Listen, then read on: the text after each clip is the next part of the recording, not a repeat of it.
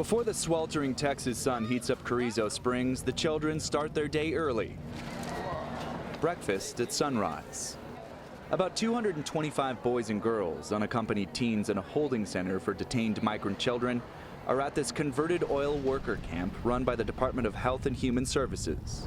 The reason for Carrizo Springs and the reason why we stood this up is, again, not to allow children to stay in Border Patrol stations any longer than they need to. Long trailers that housed laborers during the shale oil boom are now suites converted into 12-person dorms.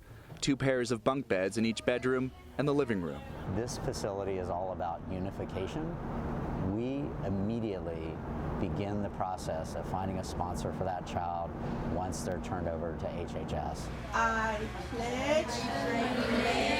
HHS provides the teens with 6 hours daily classroom instruction, access to arts and crafts, 3 meals a day and snacks, access to call centers to reconnect with family, then legal services. And as the contractor running the holding facility describes, most importantly, they provide playtime. 2 soccer fields sit in the middle of the camp. The teens take to the pitch for 2 hours in the morning, finishing at 10 before it gets too hot. We have mandatory hydration breaks and cooling tents on all the soccer fields. Throughout the tour, HHS was eager to draw contrasts and make this point, that it as an agency is far better equipped to care for migrant children than various branches of federal law enforcement. The Associated Press reported on dilapidated and overcrowded conditions at the U.S. Border Patrol station in Clint, Texas.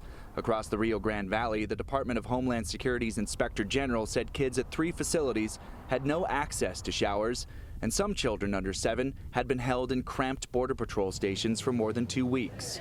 The Associated Press got exclusive access to tour and film the Health and Human Services facility on the condition that we don't show children's or workers' faces.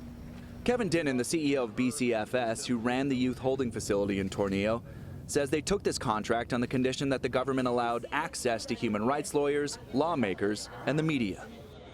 His Texas nonprofit oversees hundreds of staff on site. They run dorms, dining, classrooms, a clinic, and their own emergency services. Childcare isn't normally the contractor's specialty. In every response that we've done for ORR, it's been to keep kids out of CBP jail cells. Until then, his group cares for hundreds of migrant children waiting to be reunited with family. John Moan, Associated Press, Carrizo Springs, Texas.